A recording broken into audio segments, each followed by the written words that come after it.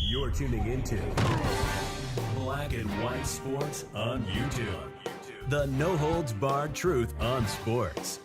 The main event starts now. All right, Black and White Network supporters, we're going to talk about the Denver Broncos once again on this channel. Let's dive into a couple of different topics. Number one, Sean Payton addressing what is now being dubbed bizarre behavior from Jerry Jeudy, the I guess the perceived number one wide receiver for the Broncos. Cortland Sutton, I guess, might have something to say about that. But, of course, Jerry Jeudy got destroyed the other day by Steve Smith on NFL Network for not being a number one receiver. And when you delve into the statistics, well, honestly, Steve Smith's not wrong. Statistics bear out more of a number two, maybe even a number three guy, a very damn good number three guy and a decent number two, but I don't think certainly a one. I think it's been an underachievement since coming out of Alabama, and I liked him a lot coming out of Alabama, and we got some Rex Ryan to the Broncos action going on that Pat McAfee has put out there, but Adam Schefter may have thrown some water on that. There's been a lot of rumors about Vance Joseph getting the door, so let's do Vance Joseph getting shown the door, because Broncos fans may appreciate that more right now. Anything in a 1-5 start that might look like or resemble a change in coaching probably would be welcome in Denver. Let's just be honest. Appearing on Monday's edition of the Pat McAfee Show, the host passed along rumblings within league circles that Denver could make a change at defensive coordinator, firing the embattled Vance Joseph. What's more, McAfee named fellow ESPN analyst and former NFL head coach Rex Ryan as Joseph would-be replacement. Now, the thing about it is, it's been no secret Rex Ryan wants to get back into coaching. He'd like to be a DC. It was rumored very heavily before the season that Rex wanted the defensive coordinator job with the Broncos. And, boy, if you get a chance to get Rex Ryan, not Rob Ryan, Rex Ryan, the former coach of the Jets, then you need to get him in there, because he absolutely can coach up a defense. There's no doubt about it. You know, Rex had some success with the Jets. We remember 2 back-to-back AFC championship games. But Rex is somewhat of one of those coaches that is an out-of-this-world coordinator that just quite couldn't get it done as a head coach. So kind of in the same way we've talked about Norv Turner and the Dallas Cowboys. And, of course, Rex is the son of the great Buddy Ryan. Let's listen to McAfee. There was rumblings that, hey, you get Aaron over here, go and win a Super Bowl.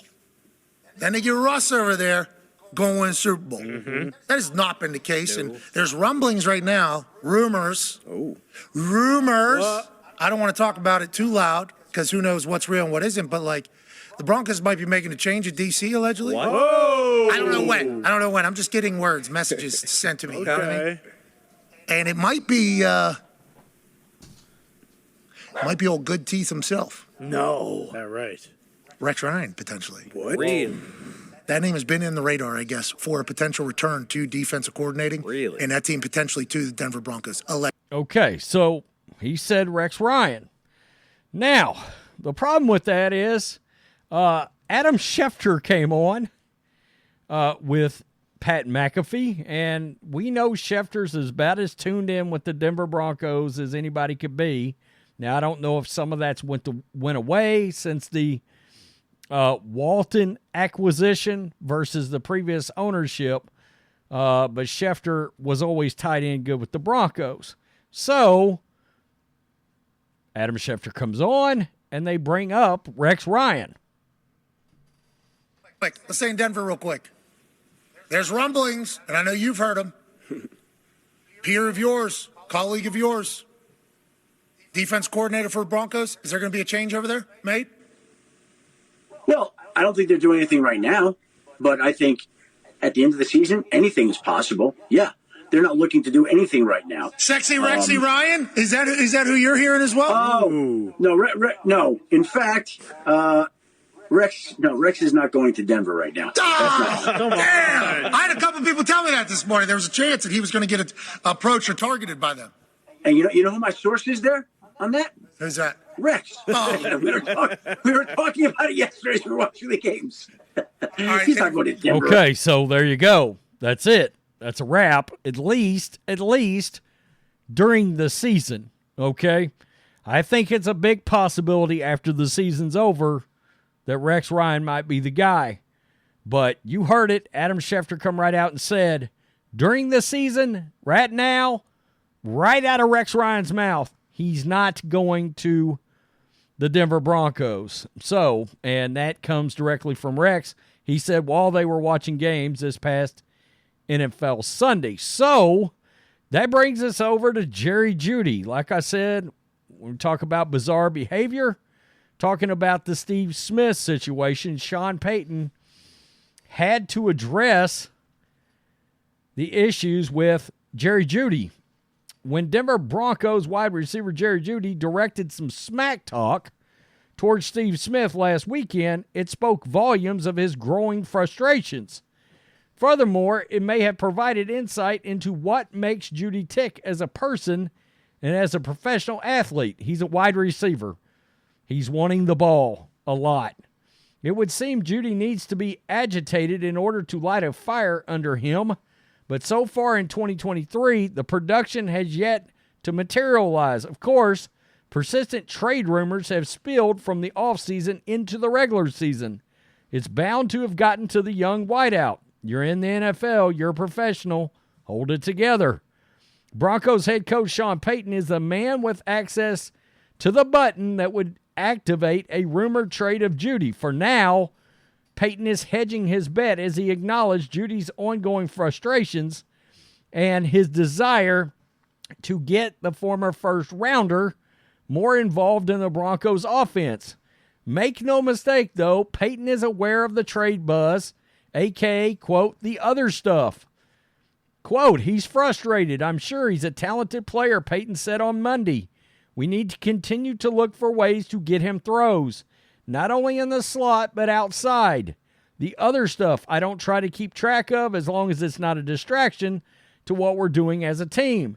That being said, he's very competitive. He's smart. He's a playmaker for us. We have to continue to look for ways to put him in positions to make plays. You got to wonder if that's a little bit of a shot at his quarterback and his quarterback's play.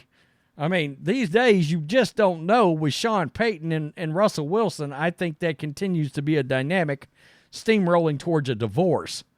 You know, and I would assume a lot of Broncos fans kind of thought that was coming when Payton was hired eventually anyway, outside of Russell Wilson just balling it up like it was 7 years ago. You know, and well, he's not doing that. He's better this year, but he's not good still. And there's problems. Defense being one of them, but they played better the other night, and the offense couldn't get going. And Jerry Jeudy, in typical diva wide receiver fashion, is losing his cool, which is, I made that video talking about the Steve Smith thing, which is odd because, like I said, the wide receivers tend to have some kind of an unwritten fraternity because they're all divas and they all, like Michael Irvin loves every wide receiver he ever comes across. But not between those two at all. I mean, Steve Smith, Jerry Jeudy, no. I mean, Steve Smith smoked his butt. I don't know who would trade for Jerry Jeudy. I assume there would be a market. But I will say this. You notice the Eagles signed Julio Jones? They didn't trade for Jerry Jeudy. You know, so that makes you wonder. I mean, Steve Smith put it out publicly. If I get a call or somebody ask me, I'm going to be like, no, he's just an average guy. That's a bad, bad endorsement for Jerry Jeudy, who I'm sure the Broncos were hoping to get something for. I think the Patriots would have been involved there. I got to think now The Patriots would probably look more at Cortland Sutton if they don't end up selling everybody they've got. It's a nightmare in Denver and in New England. Tell me what you think.